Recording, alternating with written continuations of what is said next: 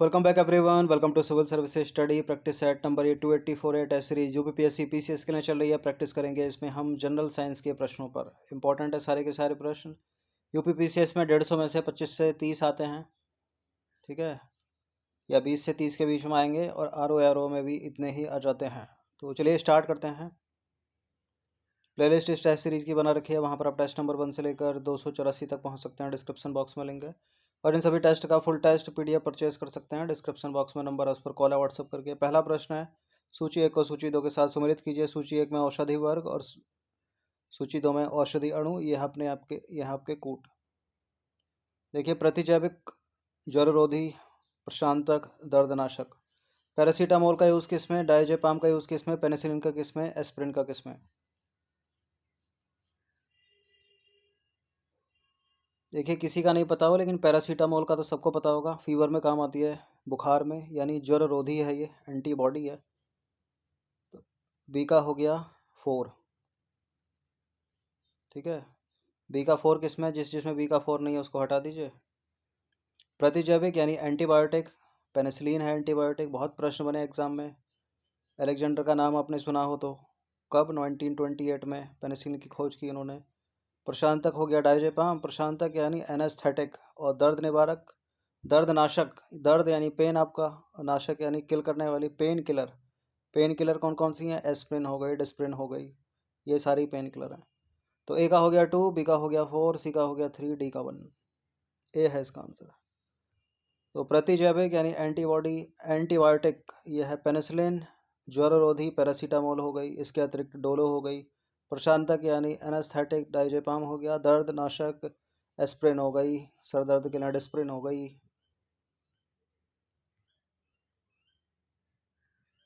बहुत पूछा गया एग्जाम्स में प्रश्न, पेनिसिलिन की खोज किसने की थी। लुई पास्चर ने नहीं, रॉबर्ट वाटसन ने नहीं, रॉबर्ट ब्राउन ने नहीं, अलेक्जेंडर फ्लेमिंग ने। कब की थी। एक तो ये प्रश्न है किसने की थी, और एक दूसरा प्रश्न है कब की थी, 1928 में।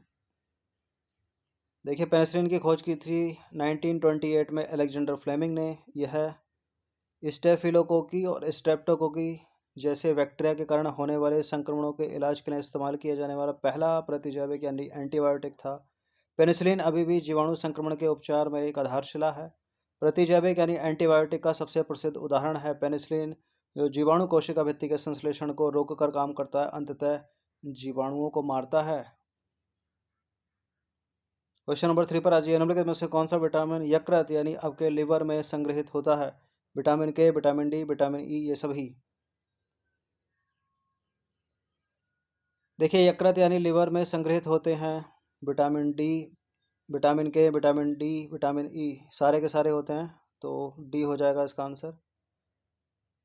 अच्छा, वसा में घुलनशील विटामिन कौन कौन से हैं, ए, डी, ई, के। और जल में घुलनशील कौन से हैं, वी, सी। देखिए, यकृत यानी लिवर विटामिन ए को, डी को, ई को, के को और विटामिन बी 12 का संग्रहण करता है। विटामिन ए की बात करें तो यकृत विटामिन ए का प्राथमिक भंडारण अंग है, जो वसा में घुलनशील है। जो का मतलब क्या है यहाँ पर, विटामिन ए से है। विटामिन डी, यकृत, त्वचा या आहार से विटामिन डी का भंडारण करता है। विटामिन ई, यह एक एंटीऑक्सीडेंट है। यह फ्री रेडिकल से कोशिकाओं को नुकसान होने से बचाता है। इसका रासायनिक नाम है टोकोफेरॉल। ये बड़ा इंपॉर्टेंट है।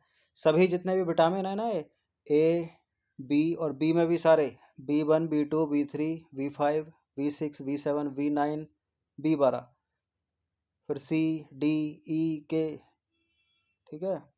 सब पे प्रश्न बनते हैं, सब किसी का भी रासायनिक नाम लिख के पूछ लेगा।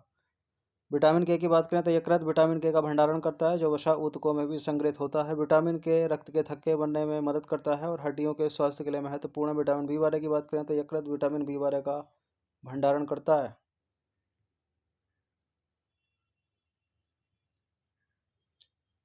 समूह ए की शब्दावली का मिलान समूह 2 के उस उद्दीपन से करें जो पौधों की वृद्धि या प्रतिक्रिया उत्पन्न करता है। पौधों की वृद्धि वृद्धि प्रतिक्रिया उत्पन्न करता है, ये समूह है। आसान सा प्रश्न है, ये समूह 2 है।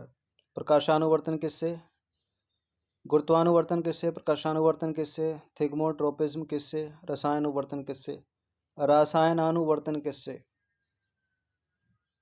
ये है कूट। देखिए, गुरुत्वानुवर्तन तो गुरुत्वाकर्षण से ही होगा, ए का हो गया 4, जिसमें नहीं है उसको हटा दीजिए। प्रकाशानुवर्तन प्रकाश से हो जाएगा। बी का हो गया 1, जिसमें नहीं है उसको हटा दीजिए। तो सी हो गया इसका आंसर।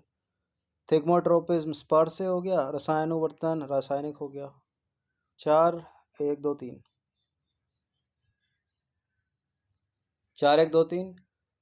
तो गुरुत्वानुवर्तन गुरुत्वाकर्षण से, प्रकाशानुवर्तन प्रकाश से, थिग्मोट्रोपिज्म स्पर्श से, रसायनुवर्तन हो गया रासायनिक से। तो इसी प्रकार ए का हो गया 4, बी का हो गया 1, सी का हो गया 2, डी का हो गया 3।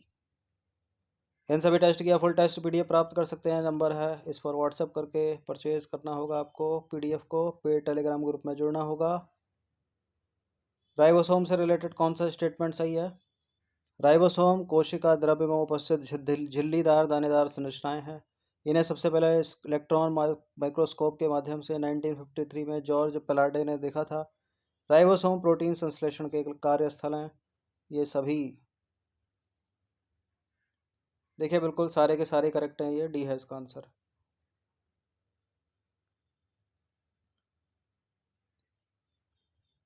तो इम्पोर्टेंट है, स्कूल में आपने पढ़ा होगा राइबोसोम के बारे में, माइटोकॉन्ड्रिया के बारे में,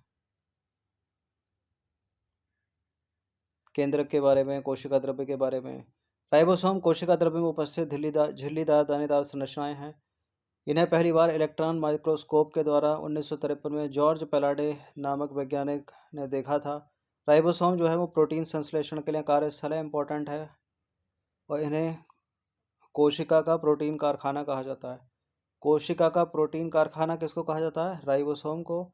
और कोशिका का पावर हाउस किसको कहा जाता है? बहुत पूछा गया एग्जाम में प्रश्न, माइटोकॉन्ड्रिया को। राइबोसोम 2 प्रकार के, 80s प्रकार के, 70s प्रकार के।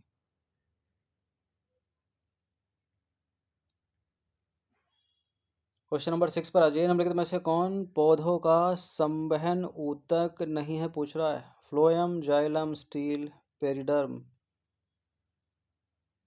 देखिए जाइलम फ्लोएम तो है।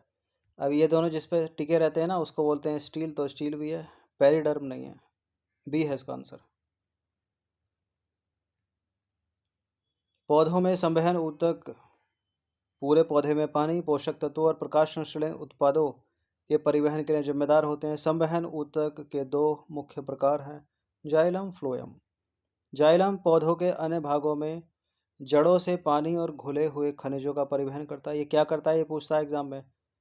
फ्लोएम की बात करें, पत्तियों से नीचे की ओर शर्करा और अन्य चयापचय उत्पादों का परिवहन करता है। चयापचय यानी मेटाबॉलिज्म। स्टील जड़ या तने का मध्य भाग होता है स्टील, जिसमें संवहनी ऊतक यानी जाइलम और फ्लोएम होते हैं, और इसलिए यह संवहन तंत्र से जुड़ा होता है। तो स्टील भी हो गया, जाइलम फ्लोएम हो गया, पेरिडर्म नहीं है। 15 प्रश्न इसमें इंपॉर्टेंट। निम्नलिखित में से कौन सा अंग प्रोकैरियोटिक कोशिका में समानता दिखाता है?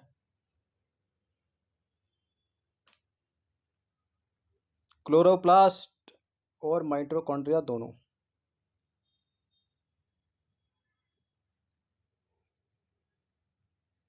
देखिए माइटोकॉन्ड्रिया और क्लोरोप्लास्ट दोनों एक प्रोकैरियोटिक कोशिका के समान हैं। प्रोकैरियोटिक कोशिकाएं एकल कोशिका वाले सूक्ष्म जीव हैं जिन्हें पृथ्वी पर सबसे पहले जाना जाता है। प्रोकैरियोटिक में बैक्टीरिया और आर्किया शामिल हैं। एक प्रोकैरियोटिक कोशिका में एक झिल्ली होती है, इसलिए सभी प्रतिक्रियाएं साइटोप्लाज्म के भीतर होती हैं। वे मुक्त जीवित या परजीवी हो सकते हैं। क्वेश्चन नंबर 8 पर आ जाइए। इनमें से क्या रक्त स्कंदन में सहायक है? इंपॉर्टेंट है प्रश्न। Which of the following helps in blood coagulation? Vitamin के है, ठीक है, सी है इसका आंसर। रुधिर के थक्का बनने में। देखिए विटामिन के एक विटामिन है जो पत्तीदार हरी सब्जियों में, ब्रोकली में और ब्रसेल्स स्प्राउट्स में पाया जाता है। शरीर में विटामिन के रक्त स्कंदन में मुख्य भूमिका निभाता है, इसलिए इसका उपयोग रक्त पतला करने वाली दवाओं के प्रभाव को उत्क्रम करने के लिए किया जाता है। नवजात शिशुओं में थक्के जमने की समस्या को रोकने के लिए, जिनमें पर्याप्त विटामिन के नहीं होता, और रक्त बहाव को रोकने के लिए उपयोग किया जाता है। इसका जरूरी है विटामिन के शरीर में। क्वेश्चन नंबर 9 पर आ जाइए। पृथ्वी के किस बिंदु पर गुरुत्वाकर्षण नहीं होता? At which point on the earth there is no gravity? उत्तर और दक्षिणी ध्रुव पर यह अपनी सुंदर सी पृथ्वी बीच से एक रेखा खींच दो 0 डिग्री इक्वेटर लाइन। ऊपर का हो गया उत्तरी गोलार्ध, यानी ऊपर का हो गया उत्तरी गोलार्ध, नीचे का हो गया दक्षिणी गोलार्ध। ये हो गया उत्तरी ध्रुव यानी नॉर्थ पोल, और नीचे हो गया दक्षिणी ध्रुव यानी साउथ पोल। अब कहाँ ग्रेविटी नहीं है यहाँ पर? पृथ्वी के केंद्र में ग्रेविटी नहीं है। ऑप्शन नंबर डी है इसका आंसर। पृथ्वी का केंद्र ऐसा है, यदि हम उस स्थान पर हैं तो हमारे आसपास के द्रव्यमान को पृथ्वी की सतह पर संग्रहित माना जा सकता है, अर्थात पृथ्वी को एक गोलाकार आवरण माना जाता है। एक गोलाकार आवरण के भीतर जाने पर क्षमता में कोई बदलाव नहीं होता, क्योंकि केवल क्षमता में परिवर्तन बल आरोपित करता है। तो इसका तात्पर्य क्या हो गया कि कोई बल है ही नहीं, इसलिए गुरुत्वाकर्षण के कारण त्वरण पृथ्वी के केंद्र में शून्य होता है।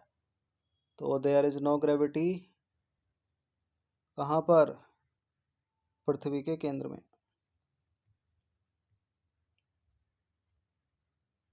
क्वेश्चन नंबर 10 पर आ जाइए। निम्नलिखित में से कौन सा विटामिन जल में घुलनशील है? इंपॉर्टेंट है।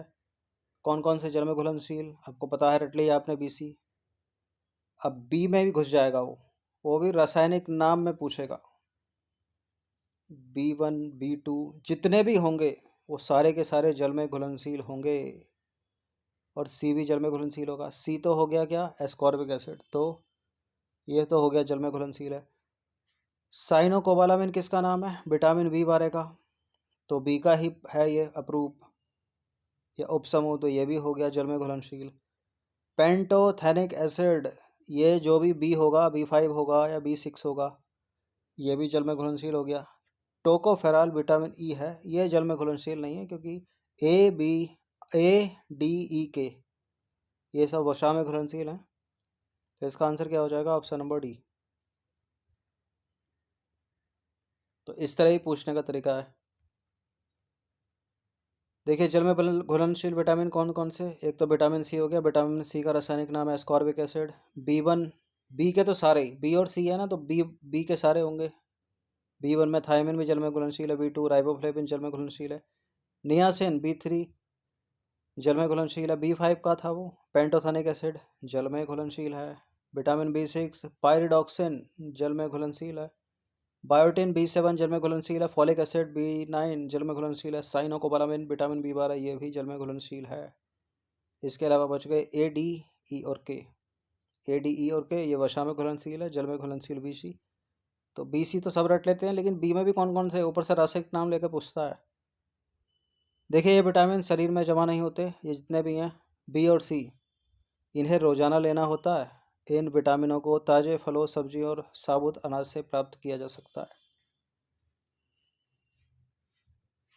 और कौन कौन से यकृत में जमा हो जाते हैं? ऊपर था ही, यकृत भंडारण किन किन का करता है। सी नहीं था उसमें, बी भी नहीं था, तो बी नहीं था तो बी के सारे नहीं थे। भारत को पोलियो मुक्त कब घोषित किया गया था? 2019 में, 20 में, 14 में, या अभी घोषित ही नहीं किया गया?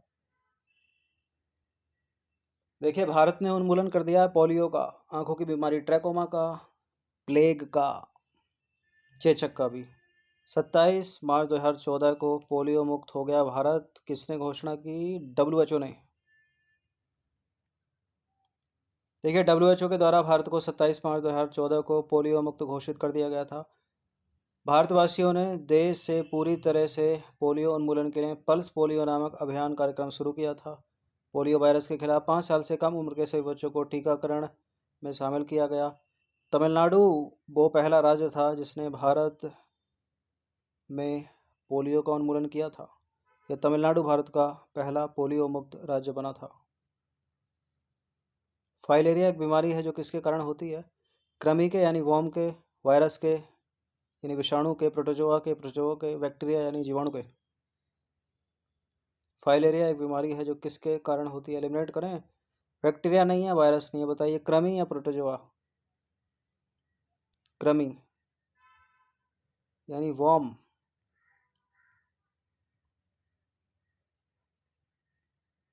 देखिए, फाइलेरिया परजीवी कृमि और विशेष रूप से नेमाटोड के कारण होता है। संक्रमित मच्छरों के काटने से ये कृमि मनुष्यों में फैलते हैं। फाइलेरिया के सामान्य प्रकार के कृमियों में वुचुरेरिया, वैन क्राफ्टी और ब्रूगिया मेलेई और ब्रूगिया टिमोरी शामिल हैं।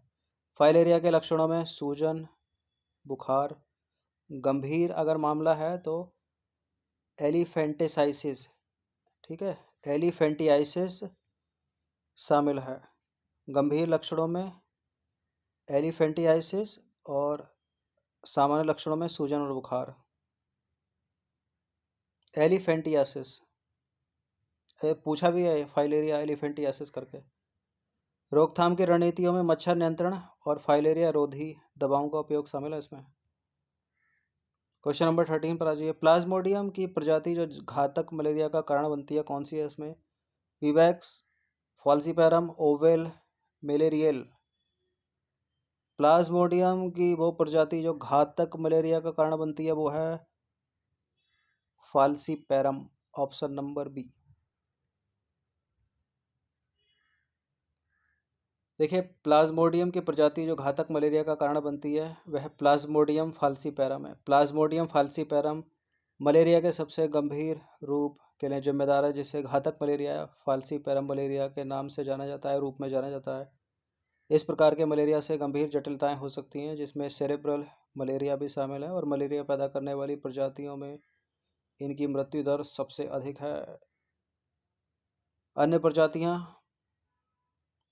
प्लाज्मोडियम विवैक्स, ठीक है, मलेरिया का एक हल्का रूप पैदा करता है लेकिन पुनरावृत्ति का कारण बन सकता है। और है प्लाज्मोडियम ओवेल, मलेरिया का एक अपेक्षाकृत हल्का रूप पैदा करता करता करता है जो पी यानी प्लाज्मोडियम विवैक्स के समान है। प्लाज्मोडियम मलेरिया मलेरिया का एक कम गंभीर रूप पैदा करता है लेकिन पुरानी संक्रमण क्षमता के साथ। क्वेश्चन नंबर 14 पर आ जाइए। निम्नलिखित में से कौन सा रोग जीवाणुवीय रोग नहीं है, यानी बैक्टीरियल डिसीज नहीं है? डिफ्थीरिया तो है बैक्टीरियल डिसीज, प्लेग भी है बैक्टीरियल डिसीज, न्यूमोनिया भी है। डेंगू नहीं है, डेंगू होता है एजिप्टी, एंडीज एजिप्टी से जो है वायरल विषाणु। तो डेंगू वायरस के कारण होता है जो संक्रमित एंडीज एजिप्टी मच्छरों के काटने से फैलता है। वायरल बीमारी है, एक बैक्टीरिया से नहीं होती। डिप्थीरिया, प्लेग, न्यूमोनिया बैक्टीरिया के कारण होते हैं। डिप्थीरिया कौन से बैक्टीरिया से? कारिने बैक्टीरियम डिप्थीरिया नामक बैक्टीरिया के कारण होता है। प्लेग होता है यसिरनिया पोस्टिस बैक्टीरिया के कारण। न्यूमोनिया होता है स्ट्रेप्टोकोकस न्यूमोनिया के कारण, न्यूमोनिया के कारण। क्वेश्चन नंबर 15 पर आज अंतिम प्रश्न है। पेलाग्रा रोग किस विटामिन की कमी से होता है? विटामिन डी तो कैल्सीफेरॉल, इसको हटा दीजिए। राइबोफ्लेविन विटामिन बी1 है। थायमिन बी2 है। नियासिन ही होगा, बी है इसका आंसर। देखिए, पेलाग्रा वह रोग है जो विटामिन बी3 नामक नियासिन की कमी से होता है, या विटामिन बी3 का रासायनिक नाम क्या है? नियासिन। नियासिन की कमी अपर्याप्त आहार के कारण हो सकती है, जो पर्याप्त नियासिन या स्ट्रेप्टोफेन प्रदान नहीं करता, या ऐसा आहार में मौजूद नियासिन का उपयोग करने की खराब क्षमता के कारण हो सकता है। पेलाग्रा के संचेतक लक्षण 3D मनोभ्रंश, अतिसार, त्वचा शोथ हैं। यदि उपचार नहीं किया गया तो इससे गंभीर तंत्रिकीय समस्याएं उत्पन्न हो सकती हैं, और ये कभी कभी समस्याएं घातक भी हो सकती हैं। एडिशनल जैसे कि थायमिन विटामिन बी1 का रासायनिक नाम है, राइबोफ्लेविन विटामिन बी2 का रासायनिक नाम है, कैल्सीफेरॉल विटामिन डी का रासायनिक नाम है। तो विटामिन और उनके रासायनिक नाम ये मैच वैच करने के लिए पूछ लेते हैं, इंपॉर्टेंट है। तो 15 प्रश्न थे ये साइंस के, इनकी प्रैक्टिस कर लीजिएगा। धन्यवाद।